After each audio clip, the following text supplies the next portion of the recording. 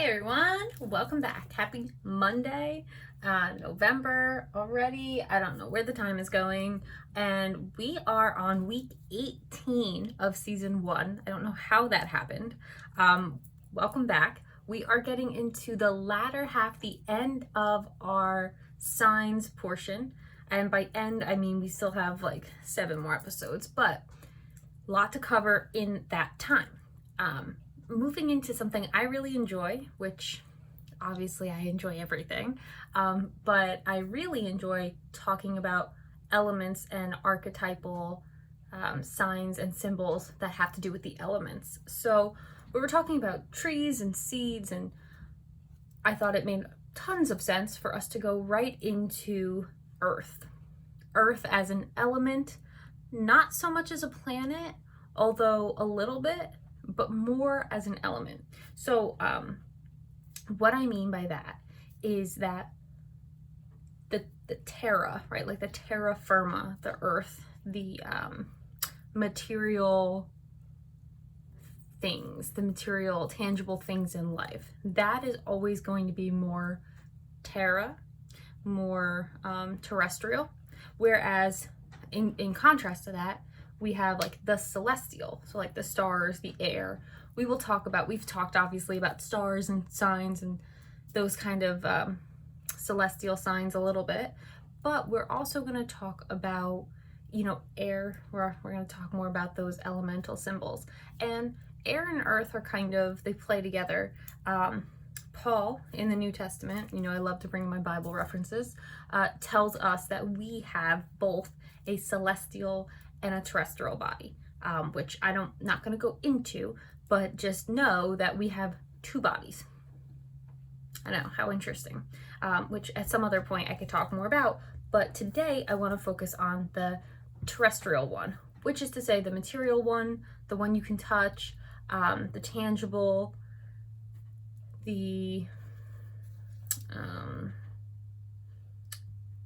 grounding that comes with the ground, I guess. When we're thinking about earth elements, or if we're thinking about like earth zodiac, let's say, it's going to be grounded energy, which is to say, if you know anything about your chakra system, your root chakra is your base chakra that's associated with the ground and being grounded, right?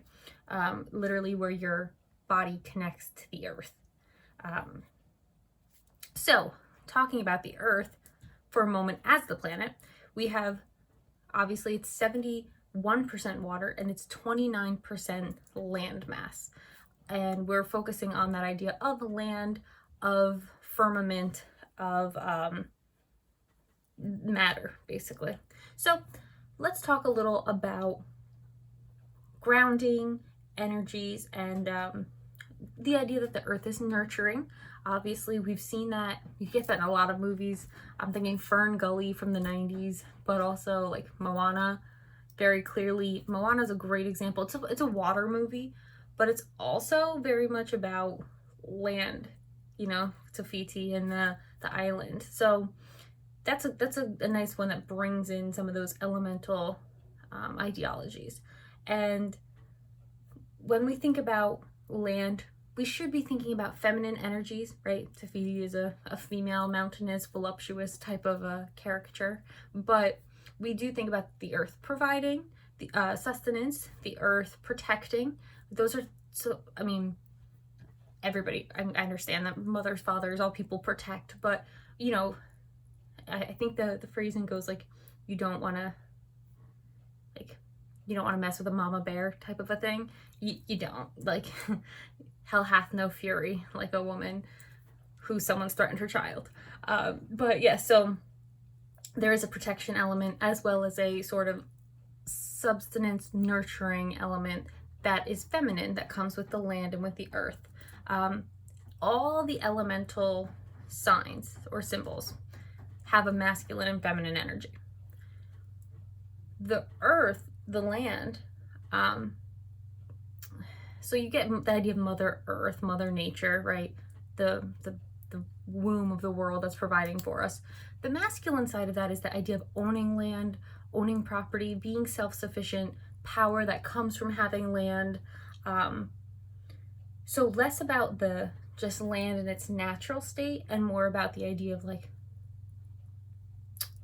sectioning it off, if that makes any sense, and like owning it, which is fine too. I think coming off of last week talking about legacy, there is something to be said for providing land as a legacy or passing it down. If it's a business, if it's a farm, you know, that idea of legacy is pervasive there as well. So it is fun, I think, to talk about Earth, because it is something that on one hand, you know, we've got like the EPA and we have people who are very in tune and aware of the Earth, as well they should be, because we only have one, and as of right now it's the only place that has life as we know it, so super important. But the idea of land and Earth as a symbol or a sign is a really important one for us as people, because what can we get from looking at the land, right? And I think the most important thing is to stay grounded. I think there's a real importance in staying true, staying grounded, staying like, I don't want to say authentic, you know how I feel about authentic. I'm always talking about authenticity, but more along the lines of being realistic, being practical. I am not saying being ritualistic. That's not what I'm saying. But there needs to be a good balance of something that's too lofty, too airy, too in the clouds, celestial, and the terrestrial of something that's grounded and, you know, very straightforward and very sort of routine. So basically you get with the Earth things that you can see versus with like celestial things that you cannot see, right? And so I don't want to call it reality. Like, I don't want to say the Earth is symbolic of reality, but to some degree, kind of. Because what it comes down to is that the symbol of Earth is all things materialistic that matter. I'm not saying manufactured, right? There's a difference in that. I'm not saying manufactured things. Like, I'm not saying this little spray bottle is symbolic of Earth. That's not what I'm saying. But what I am saying is that the natural material resources that the Earth has to offer, per se, are more the matter material things I'm talking about. So when we think about the ground or the Earth, right, it's very important, one, of course, for us to appreciate it, and two, nature is always going to still us. It's always going to calm us.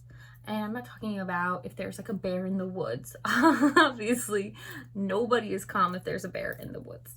But the thing that all of these elemental signs have, when they are controlled, I'll say that, when they are controlled, is that they're very calming, peaceful, nurturing. We'll talk more about that, but that's definitely something they all have in common.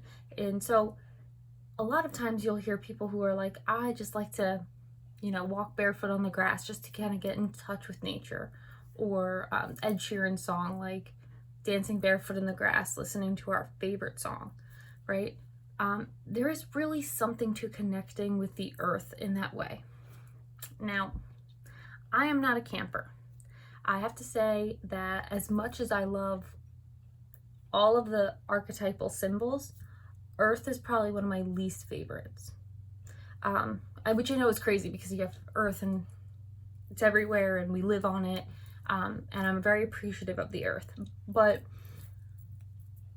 you know, when you think of the Earth, you should be thinking in colors like greens and golds and browns. And while they're great, they are, I would say, probably my least attracted to. It might be because I'm a fire sign. I don't really know. But it's just what I personally am least attracted to. One of my really great friends, she's very attracted to Earth. She is a Cancer, weirdly, but she's very attracted to things that are Earth. So she's always hiking and she's always taking pictures outside of like nature, and she's in nature all the time.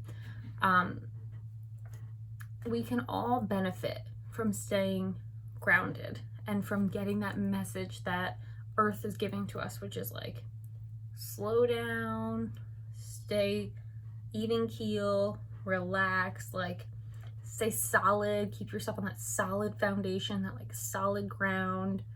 And even as you're talking about, even as I'm talking about it, I just feel like, oh, okay, mellow.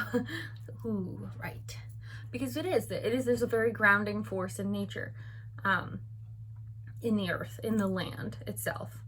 And so, and I want to be careful talking about like ecosystems and like different terrains, because land is not necessarily synonymous to dirt.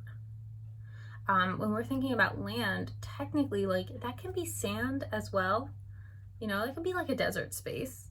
It doesn't necessarily have to be like fertile green land or dirt, it just has to be, it could be the plains, it could be forest. It could be, it's just the idea of what we tread on, what we traverse to get around, not the man-made pavement stuff, but I know for me, like, and a lot of people, I think, sinking your toes into the sand on the beach is just like, yes, and that's land too, so it's not just the idea of dirt, which is really important, which is why I like bringing up Moana, because like they have the land, the green land there, but they also have the sand and everything, and that's all considered land. So what can we get from the earth as a sign? Stay grounded. So important. Stay grounded, stay connected, stay rooted.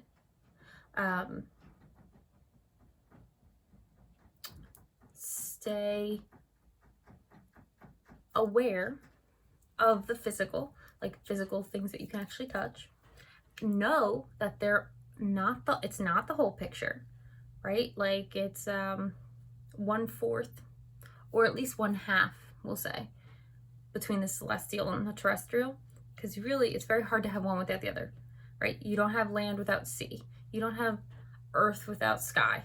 So it's a balance, but that half of the balance is staying grounded, staying connected, staying rooted, staying sustained, being nurtured, taking care. That's really what it comes down to with the earth, is you want to take care. Take care of yourself and your physical body, your mental health.